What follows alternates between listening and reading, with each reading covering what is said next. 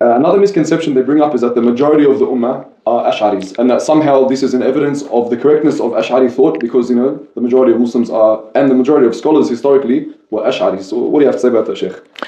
This is another misconception that the ashaa'irah and the people of innovation bring, where they try to make this false claim that the majority of the Ummah of Islam are actually ashaa'irah.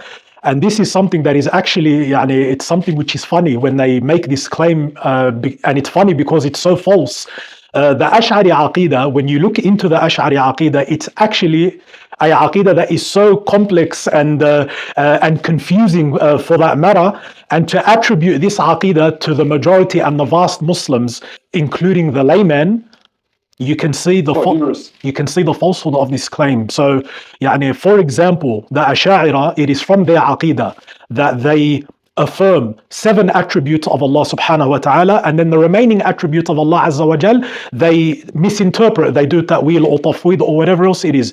If I was to get the vast masses of the Muslims, all these general laymen, my mother, your mother, our parents, our uncles and whatever else, and we ask them how many attributes of Allah do we affirm, are we going to get the answer from the vast majority of Muslims that we affirm 7 and we do ta'wil of the rest? It's like speaking another language almost. Allahu Akbar. So how can this, if anything, the vast majority of Muslims are laymen, and the layman is from Ahl Sunnah, because he has not opposed the Aqidah of the Salaf. So as long as a person has not opposed the Aqidah of the Salaf, he is a layman. So no, if anything, the Asha'irah are definitely the minority. They are the minority because they have this Aqidah which they have adopted and not many others have adopted it.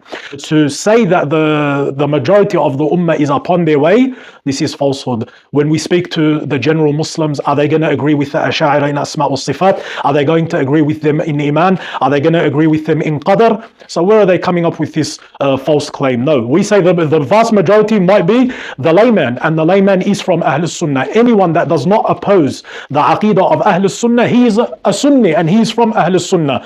Until they oppose, then they have left from beneath the umbrella of Ahl Sunnah wal Jama'ah. I think it's also another common misconception that they say a lot of scholars of the Arabic language, of history, of other than the sciences of Aqidah, were Asha'irah or had these innovations in their beliefs, and that somehow this is a proof that, whether we like it or not, we take from Ash'ari scholars and they're influential figures in our history. No. What do you think about that, Sheikh? Habibi Tamir, even if we were to agree with this statement, which we do not, because the vast majority of the ulama, especially the ones that matter, when we speak about scholars that count and scholars that matter, the ones that matter the most are the 3 generations. The early 3 generations of Islam. And we know, walillahi alhamd, they were all upon the same creed, and they all opposed different ideologies and different sects together. They're the ones that matter. But even if we were to agree with them and say that the majority afterwards were upon what they claim, this does not deny the fact that it is falsehood. If anything, the truth has always been a minority. The truth has always been a minority. When the Prophet ﷺ refers to the people of Haqq, what does he always refer to them as, Tamir? They're a minority. A minority. He refers to them as strangers. He refers to them as a ta'ifa. They will remain a ta'ifa, a group, a sect. ظاهرين على الحق. They will remain from my nation, a firqa, which means group. So all of this terminology, group, sect, it shows that the people of truth, they have always been in number small. If anything, that is the indication of the truth. The da'wah of Rasulullah ﷺ, it was a small da'wah when he came out.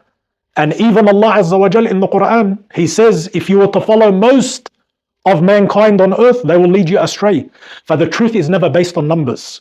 The truth is based on following the book of Allah and the Sunnah according to the understanding of the first 3 generations.